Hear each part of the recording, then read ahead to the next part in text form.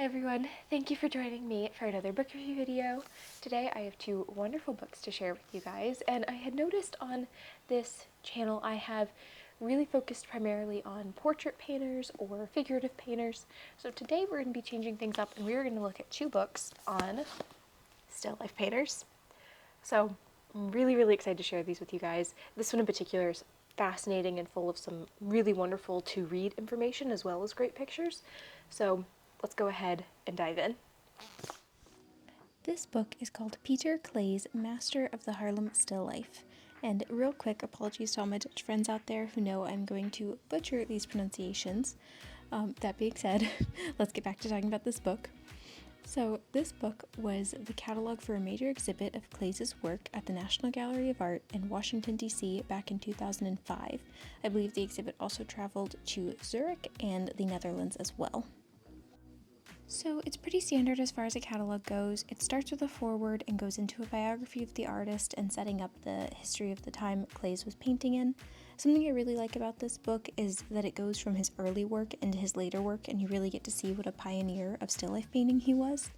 Earlier on in the history of Dutch still life painting, and you can even see this in Claesz's early work, the subject matter in still life didn't overlap. So everything was pretty separate and each piece given attention. And later on in Claesz's work, you can see that he starts to allow the still life to take on a much more natural appearance, as though the objects were just left there in a moment in time as opposed to arranged. Now for a bit of the info that I got from reading through this book.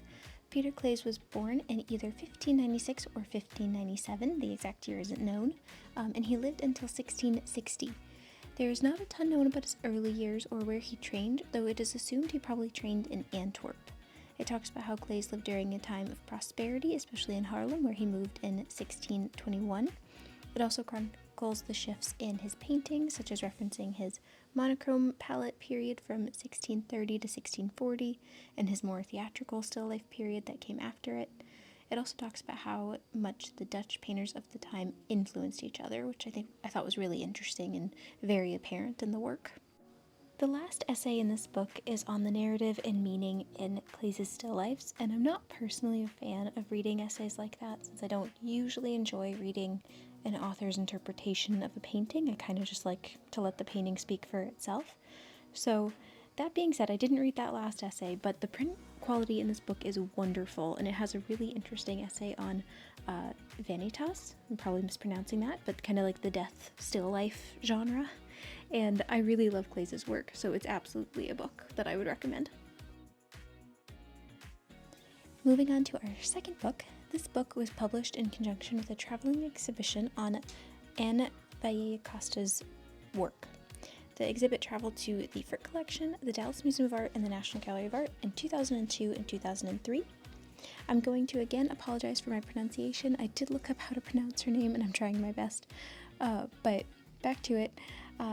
Vallayer-Coster was born in France in 1744, and her father was a goldsmith, so she definitely had a lot of exposure to the arts in her early years, and it appears that at one point she studied with Joseph Vernet, spelt Vernet, but I'm assuming pronounced Vernet since France.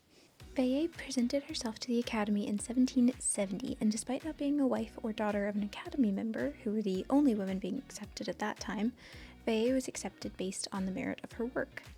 Then in early 1780, she took up residence at the Louvre and became a painter in the court of Marie Antoinette. And then in 1781, Anne married a lawyer named Jean-Pierre Sylvester Coster. Another thing this book talks about is how she eventually became celebrated for her floral paintings, and I can absolutely see why.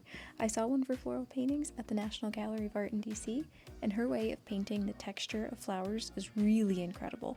So as much as I would highly recommend this book, you really must see her work in person to truly be able to appreciate the texture and the paint quality that she managed to get. This book, like the last one, is broken down into essays. There's a really interesting essay comparing Vallayer to Chardin. It also has an essay discussing her techniques, which shows fugitive glazes that have faded from her paintings over time, one of which revealed a very refined gray underpainting, which I thought was really fascinating. So despite the fact that this book is essays like the last one, which isn't always my favorite way of having a book be written out, I do actually think that this one manages it pretty well. with the essays that they had and how it wasn't a ton of repeated information, and I didn't feel like it started to go into like weird, overly analyze-y kind of narratives about the paintings. While this book doesn't have as many full-page illustrations, I do find the written content interesting enough to make up for that. I feel like this book has made good use of the essays, and the written information that they have is kind of worth being in the book, whereas I've definitely gotten art books in the past where it's just not. And I feel like that in addition to that, this book also has a really great print quality in the images that it does have. So for me, I think it's very well worth it. It's also not a very expensive book. I think the previous book that I just showed you guys, the one on Pieter Claesz, was about, I believe, $60, and then shipping was on top of that. And then this book, I think, was around $20, and I got it from Thrift Books, so the shipping was free. So I really think it's worth it if you have any interest in her work. Last thing that's kind of interesting about this book is the catalog of works at the back has some interesting notes about some of the paintings. It's not all of them, but for quite a few pieces it's some nice additional context, which again, if you're really interested in Valler's work, it's just really nice to be able to have that option to have additional context about certain paintings.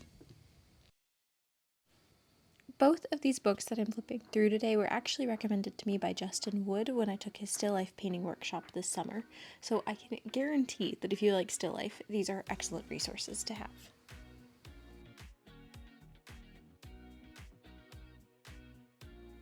I hope you guys enjoyed looking through those books with me.